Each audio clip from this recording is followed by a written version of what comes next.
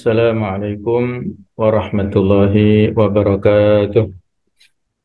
Waalaikumsalam warahmatullahi wabarakatuh. Alhamdulillah, alhamdulillahilladzi hadana lihada wa ma kunna linahtadiya laula an hadanallah. Ashhadu an la ilaha illallah wahdahu la syarika lah, syahadatan tunji qailaha yauman nadamah. Wa ashhadu anna Muhammadan abduhu wa rasuluh, turja syafa'atuhu yaumal qiyamah.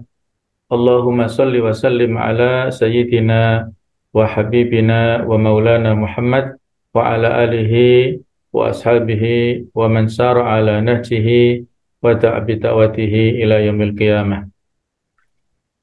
Amma ba'du, para asatidzah rahimakumullah.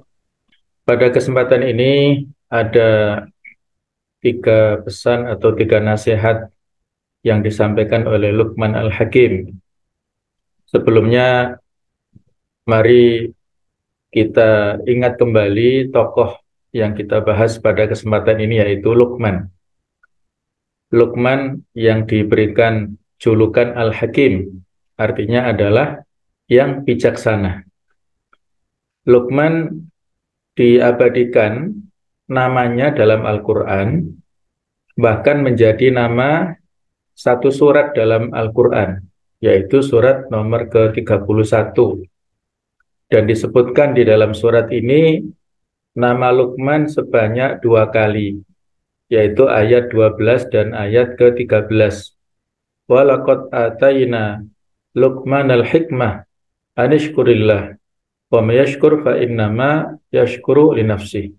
Dan sungguh telah kami berikan kepada Luqman al-hikmah. Jadi karena ayat inilah sehingga Luqman disebut al-hakim, karena Allah Ta'ala telah menganugerahkan hikmah, kebijaksanaan kepada beliau. Kemudian ayat ke-13-nya, wa idh qala Luqmanu libnihi. Dan ketika Luqman berkata kepada putranya. Nah, para ulama berbeda pendapat tentang statusnya, tetapi mayoritas menyampaikan bahwasanya beliau ini bukan nabi dan juga bukan rasul. Ibnu Katsir dalam kitab Al-Bidayah wa Nihayah menyebutkan bahwa nama panjangnya adalah Luqman bin Anqa bin Sadun dan anaknya bernama Taron. Dan menurut riwayat beliau ini single parent, ya, jadi mengasuh anaknya sendirian. Allahu a'lam bishawab. Menurut Syauqi Abu Khalil dalam kitab Atlasul Quran, bahwa Luqman ini adalah putra saudara perempuan Nabi Ayub atau putra bibinya Nabi Ayub.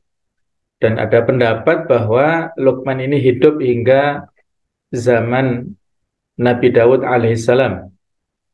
Sementara menurut Jabir bin Abdullah, Luqman ini memiliki tubuh yang sangat pendek dan hidungnya tidak mancung.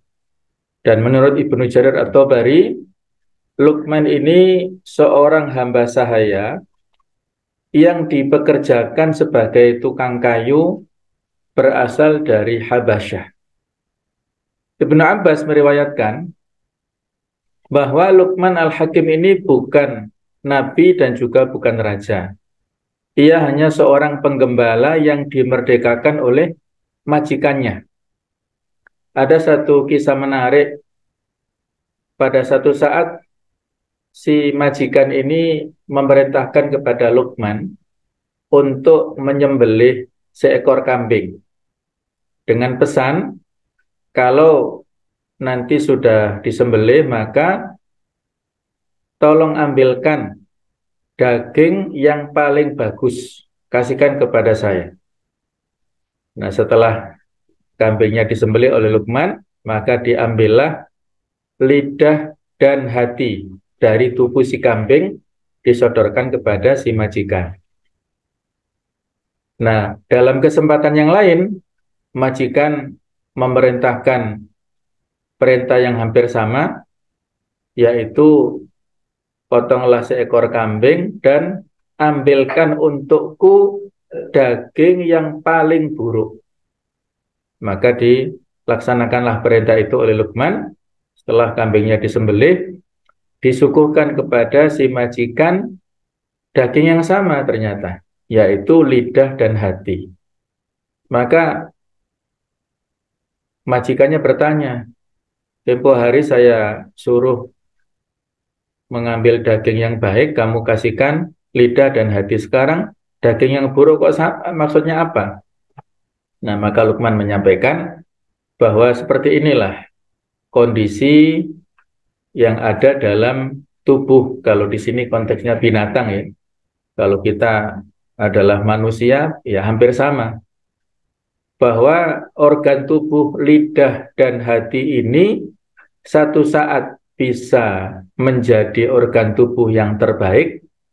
Kalau seseorang menjaga lidah dan hatinya, berarti dua organ tubuh inilah yang terbaik. Tapi kalau seseorang tidak bisa menjaga, maka dua tubuh ini menjadi yang terburuk. Masya Allah, itu luar biasa hikmah yang kita dapatkan ya dari Luqman Al-Hakim ini. Di antara hikmah lain, beliau mengatakan diam itu hikmah, tapi hanya sedikit sekali pelakunya. Maksudnya banyak di antara kita yang tidak bisa menjaga lisannya, tidak bisa menjaga mulutnya, sehingga banyak yang terjerembab dalam kesalahan dan dosa-dosa. Nah, pesan yang disampaikan di dalam kalimat ataupun pelajaran yang kita sedang kaji ini adalah ketika satu saat qala Luqman Al-Hakim li ibnihi, Luqman Al-Hakim berkata kepada anaknya, salasatun la yu'rafuna illa fi salasah. Ada tiga orang yang tidak diketahui kecuali pada tiga keadaan.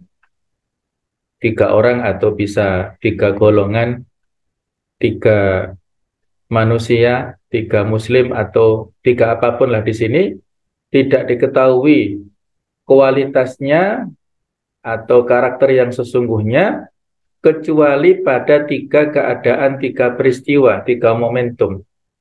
Yang pertama al-halim indal ghadab.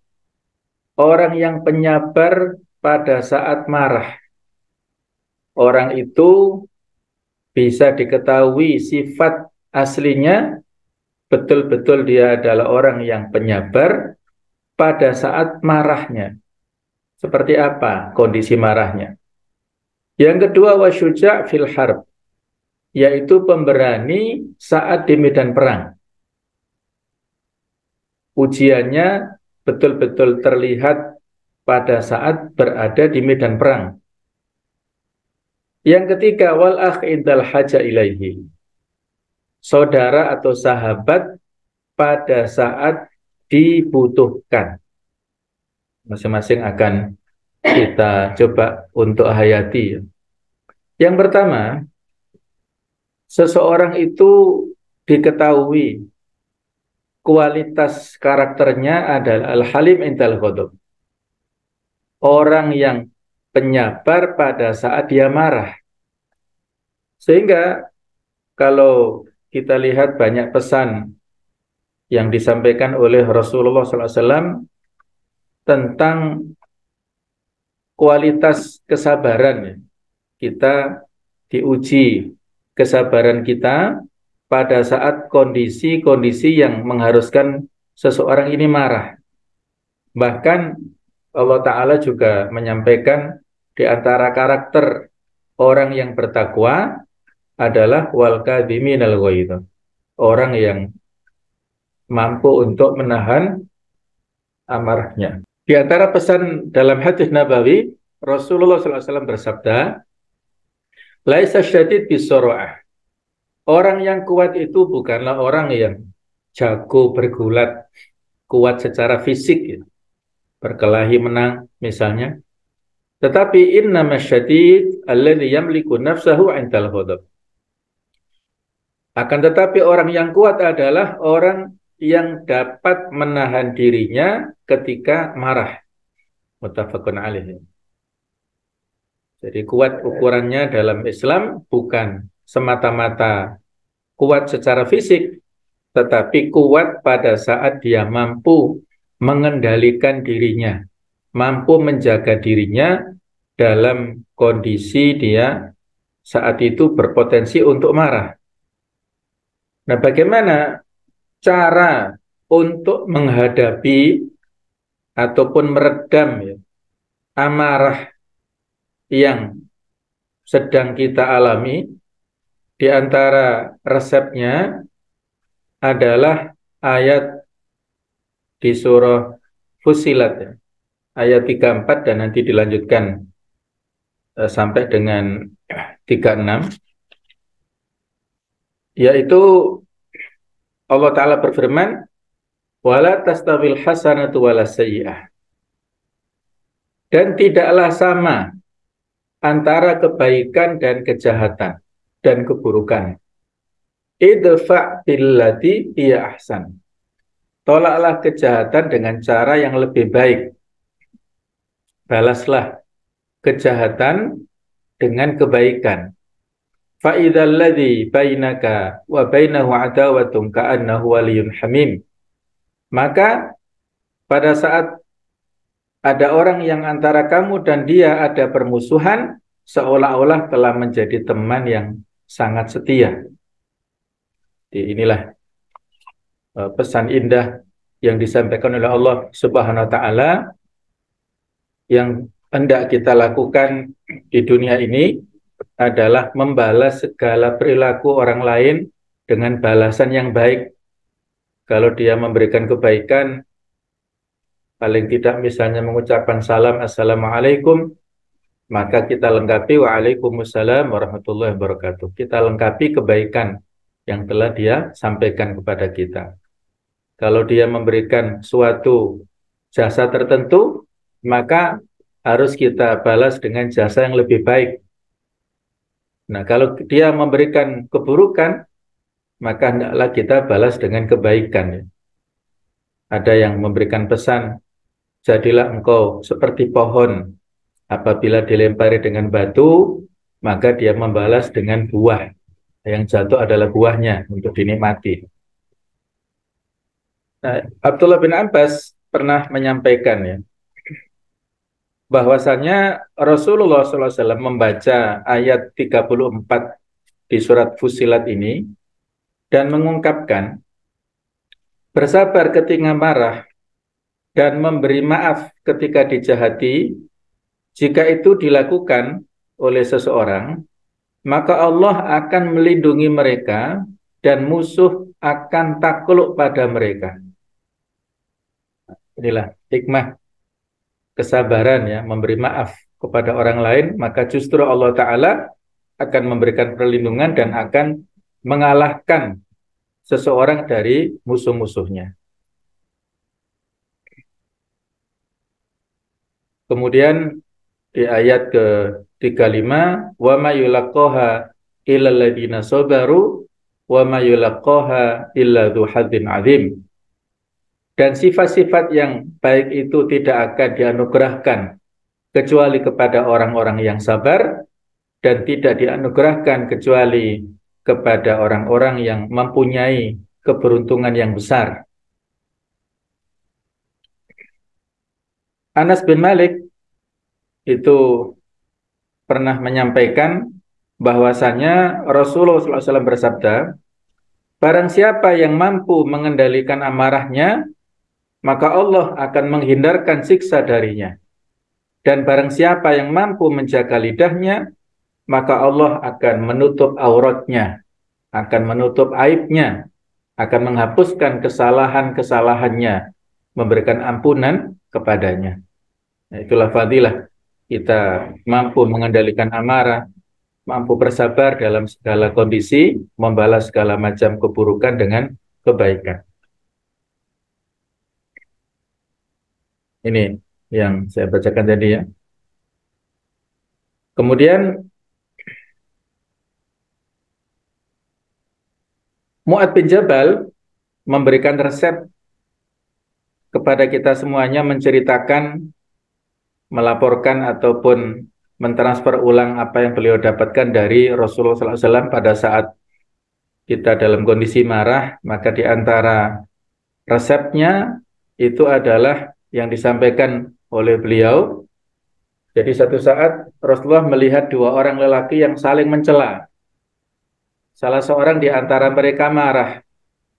Nah, maka melihat itu Rasulullah bersabda, aku mengetahui sebuah kalimat yang jika dibaca akan menghilangkan amarah. Maka Mu'adz bertanya, kalimat apa itu Rasulullah? Beliau berkata, Allahumma inni a'udzubika minasyaitonir rajim. Jadi kalimat singkatnya. Ya Allah, aku berlindung kepadamu dari godaan setan yang terkutuk.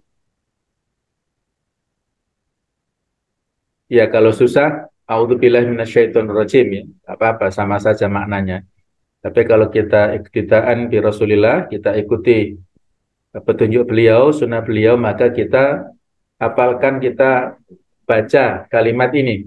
Allahumma inni a'udzubika minasyaitonir rajim. Karena sesungguhnya kemarahan ini datang dari setan. Maka apabila kita menyampaikan kalimat-kalimat isti'adzah seperti ini, insya Allah, Allah akan menjauhkan kita dari sifat marah. Dan apabila seseorang, ya dalam hadis lain dikatakan, apabila seseorang marah dan kemarahan itu datang dari setan, maka hendaklah dia berwudu. Karena setan itu diciptakan dari api, dan Allah akan memadamkan api tersebut dengan air wudu yang kita lakukan. Ya. Barang siapa yang kondisinya marah dalam keadaan berkata-kata, hendaklah diam.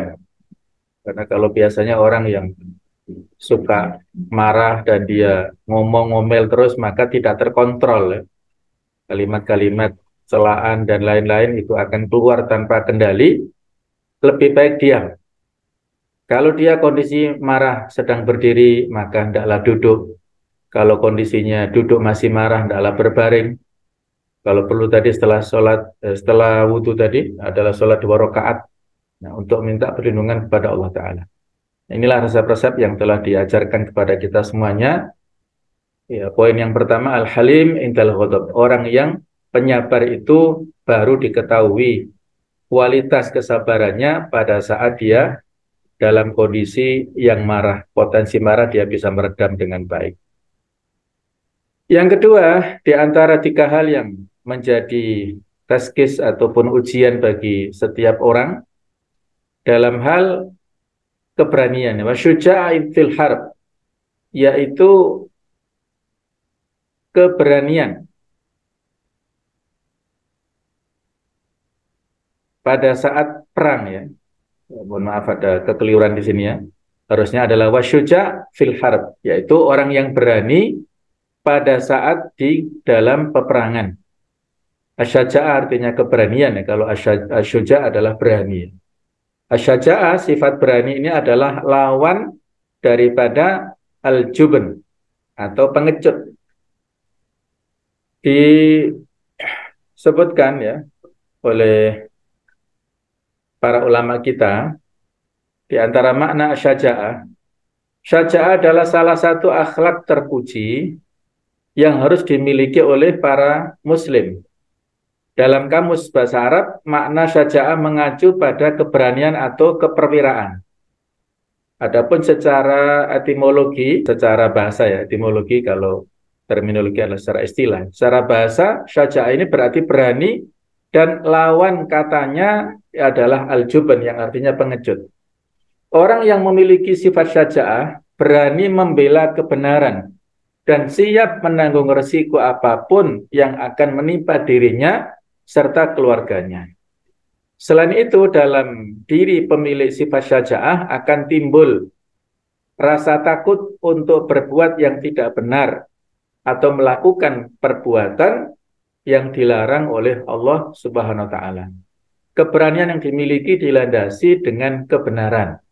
Jadi berani karena membela kebenaran. Syekh Mahmud Al-Misri dalam Mausu'ah min Akhlaqi Rasulillah SAW, beliau menuliskan bahwasanya faktor terkuat yang bisa menumbuhkan syaja'ah ialah iman dan tawakal yang kuat kepada Allah Subhanahu wa Ta'ala. Dan syaja'ah ini juga dapat ditumbuhkan dengan cara memperbanyak zikir dan memuji Allah Ta'ala. Dalam surah Al-Anfal ayat 45 Allah berfirman, Ya ayyuhalladzina amanu idza laqitum fi'atan fasbutu wadhkurullaha katsira la'allakum tuflihun. Wahai orang-orang yang beriman, apabila kalian bertemu dengan pasukan musuh, maka berteguh hatilah dan sebutlah nama Allah sebanyak-banyaknya agar kalian beruntung. Nah, inilah resep-resep yang telah diajarkan kepada kita semuanya. Jadi landasan syaja'ah, landasan sifat berani ini adalah karena iman dan tawakal yang kuat. Dia meyakini bahwasanya Allah adalah sumber kekuatan. La haula wala quwata illa billah. Hasbunallahu wa ni'mal wakil. Sehingga keberaniannya ini akan muncul dan akan diberikan kekuatan oleh Allah Subhanahu wa taala. Kalau pada zaman sahabat dulu, mereka pada saat menghadapi peperangan, ya, banyak sekali kisah-kisah kepahlawanan yang telah dicontohkan baik itu oleh Rasulullah langsung atau oleh para sahabat. Ya. Rasul adalah pemberani, ya, seorang yang sangat pemberani. Dalam perang Badar, kata Ali bin Abi Thalib, itu para sahabat banyak yang berlindung di balik tubuh Rasulullah SAW. Dan contoh yang paling dramatis adalah pada saat perang Hunain, di mana pasukan kaum muslimin awalnya terdesak, maka beliau sambil mengendarai bigholnya atau semacam keledainya, beliau memberikan semangat motivasi kepada para sahabatnya. Sayalah putra dari Abdul Muttalib. Kemudian dengan semangatnya memberikan motivasi kepada para sahabat, dan saat itulah timbul keberanian para sahabat untuk menghadapi pasukan lawan yang pada saat itu awalnya bisa mendesak kaum muslimin, dan pada akhirnya kaum muslimin mendapatkan kemenangan yang sangat besar, ya, ghanimah yang sangat banyak. Nah, kalau contoh dari generasi pertama kita sangat banyak, ya. Ada pencontoh dari generasi modern. Beberapa waktu lalu baru saja terjadi di peristiwa Taufan Al-Aqsa tanggal 7 Oktober yang lalu. Itu sebagaimana disampaikan laporannya oleh Hamas, bahwasanya pada saat pasukan Hamas menelusup ke benteng pertahanan orang-orang Israel, itu yang diutus pasukan khusus dan jumlahnya hanya 3 orang saja. Tetapi menurut penglihatan dan respon yang dialami oleh orang-orang pasukan Israel, menghadapi satu tentara itu seperti menghadapi satu pasukan. Satu orang tentara Hamas ini bisa menghancurkan 3 kendaraan perang milik orang Israel dan sekaligus ya menghancurkan dan membunuh pasukannya. Nah, sehingga pada akhirnya mereka semuanya syahid insya Allah, dan di akhir ekspedisi itu orang-orang Israel menyampaikan laporan bahwa mereka berhasil membunuh 10 mujahidin, ya. Padahal yang dikirim hanya 3 orang saja. Artinya ini berita bohong yang mereka sampaikan supaya ya memberikan rasa takut kepada orang-orang Palestina, ya. Nah, itulah keberanian yang luar biasa yang ditunjukkan oleh saudara-saudara kita di sana. Ya, keberanian ini adalah berlandaskan iman dan totalitas dalam hal bertawakal kepada Allah Subhanahu wa taala. Nah, ada paling tidak 2 macam sifat syaja'ah ini. Yang pertama adalah syaja'ah harbiyah, yang tadi sudah kita singgung, ya, keberanian di medan perang menghadapi musuh yang nyata, musuh di medan perjuangan, jihad fisabilillah, jihad bil qital. Kemudian ada yang kedua adalah syaja'ah nafsiyah, keberanian secara pribadi dalam arti dirinya, ya, keberanian yang berbasis pada dirinya sendiri. Di antara macamnya ada 5 ini, yaitu keberanian mengatakan kebenaran. Afdalul jihad kalimatul haq inda sultanin jair. Jihad yang paling utama adalah mengatakan kebenaran di hadapan penguasa yang zalim, menyampaikan kritik, menyampaikan demonstrasi. Itu adalah termasuk jihad bil lisan, menyampaikan kebenaran. Yang kedua, keberanian mengendalikan nafsu marah. Tadi sudah kita singgung ya, mengendalikan emosinya. Yang ketiga, keberanian mengakui kesalahan. Jadi dia objektif, bisa dikritik kalau memang salah, bisa dinasihati kalau memang dia dalam kondisi khilaf, tidak merasa paling benar sendiri. Nah, ini tidak gampang ya untuk memiliki sifat objektif seperti itu. Yang keempat, keberanian dalam menghadapi kesulitan, penderitaan, dan ujian. Dengan tentunya kesabaran yang ekstra, menyerahkan, bertawakal kepada Allah Ta'ala. Kemudian yang kelima adalah serta keberanian dalam menjaga rahasia. Apa yang telah kita dapatkan informasi tertentu, baik itu rahasia secara pribadi atau rahasia organisasi, rahasia kolektif, maka harus dijaga, tidak mudah disampaikan kepada pihak-pihak tertentu yang tidak berkepentingan.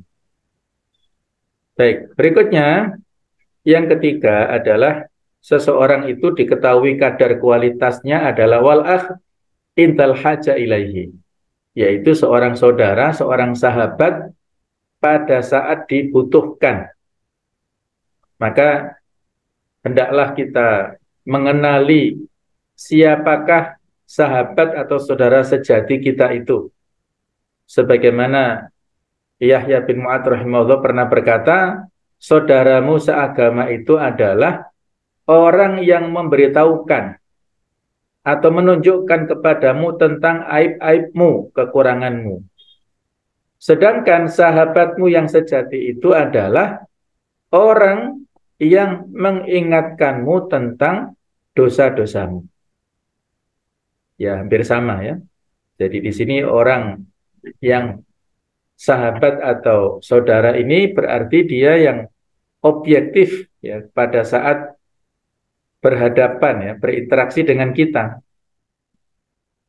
Kata Hasan al-Basri itu, saya lebih respek kepada saudara-saudara seagama daripada saudara-saudara yang ada kaitan darah atau keluarga ya.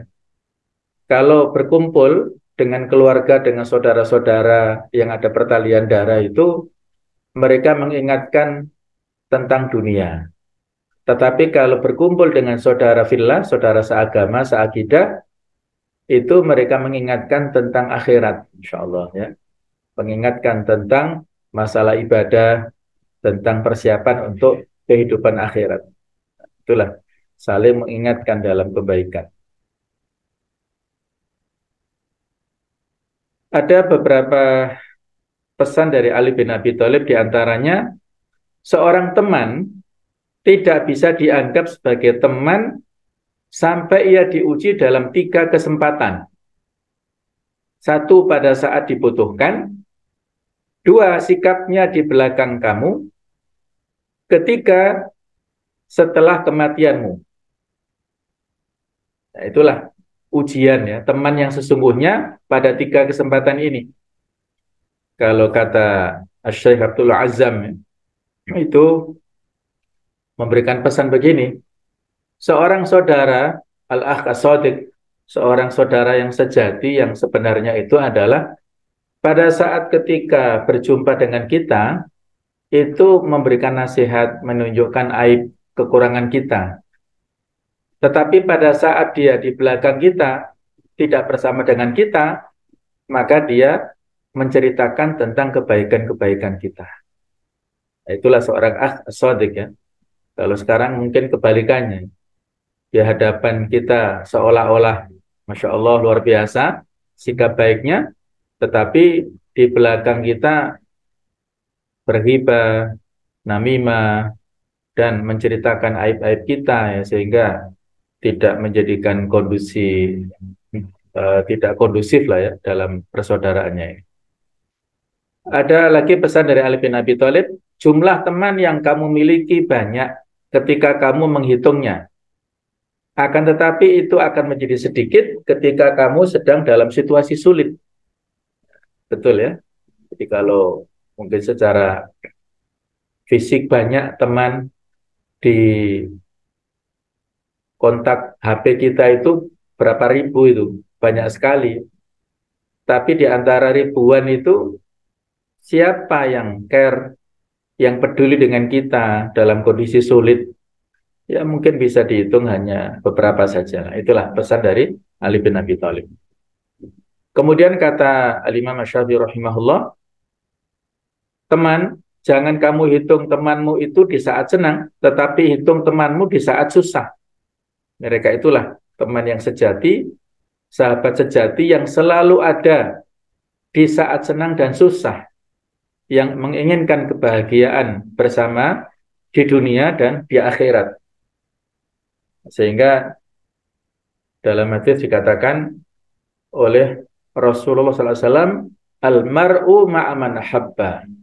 Setiap orang akan dikumpulkan bersama orang yang dia cintai. Di Sahih Bukhari Muslim ini. Untuk memfasilitasi hal ini, Allah Ta'ala memberikan keutamaan kepada seseorang untuk memberikan syafaat kepada sahabatnya yang lain, agar mereka bisa bersama-sama masuk surga dan berkumpul kembali. Hasan al-Basri berkata, istaghfiru minal astiqa al-mu'minin, fa inna lahum syafa'atan yaumal qiyamah. Perbanyaklah berteman dengan orang-orang yang beriman, karena mereka memiliki syafaat, memberikan perlindungan nanti pada hari kiamat. Sehingga diceritakan dalam hadis yang cukup panjang, hadis riwayat Muslim ya, ketika masing-masing penduduk surga dan neraka itu sudah berkumpul di tempatnya masing-masing, penduduk surga ini berkeliling mengamati di tempatnya. Ternyata ada beberapa orang yang dulu dikenal di dunia yang belum mereka dapatkan di surga. Maka mengadulah orang-orang ini kepada Allah Ta'ala, ya Allah, dulu kami bersama si fulan, kami melaksanakan sholat bersama, melaksanakan puasa bersama, di majelis taklim bersama, berdakwah bersama. Tapi kenapa kami nggak mendapatkan mereka di sini ya Allah? Maka kata Allah, coba kalian lihat di neraka. Maka kata Allah, akhriju man araftum. Keluarkanlah dari neraka siapapun yang kalian kenal. Nah, maka pergilah orang ini untuk melihat di neraka dan ternyata ada banyak orang yang dikenal. Maka dengan izin Allah, orang ini bisa mengeluarkan para penduduk neraka tersebut, dipindahkan ke surga. Kemudian laporan, ya Allah, sudah tidak ada lagi ya Allah. Allah masih menyuruh lagi, coba dicek lagi. Keluarkan dari neraka orang-orang yang dalam hatinya ada 1 dinar keimanan. Nah, dicek lagi oleh orang ini dan ketemulah dengan sekian banyak orang dikeluarkan dari neraka atas izin Allah. Sudah habis ya Allah. Kata Allah, coba cek lagi. Keluarkan dari neraka orang-orang yang dalam hatinya ada 1/2 dinar keimanan. Dicek lagi, ketemu dengan sekian banyak, dikeluarkan lagi. Maka dia laporannya, Allah sudah habis ya Allah. Allah masih memerintahkan, coba cek lagi. Keluarkan dari neraka siapa yang masih ada dalam hatinya 1/4 dinar keimanan. Dicek lagi, maka habislah. Allah ya, inilah rahmat Allah Ta'ala kepada orang-orang yang memiliki keimanan sesedikit apapun, maka itu dengan izin Allah akan mendapatkan pertolongan lewat sesama saudara muslimnya itu. Maka inilah kita senantiasa berusaha ya untuk memperkuat ukhuwah fillah, persaudaraan yang bukan landasannya duniawi, tetapi landasannya adalah ukhrawi, landasannya adalah mahabbah fillah, kecintaan karena semata-mata mengharap ridha Allah Subhanahu wa taala. Barakallahu fikum jami'an.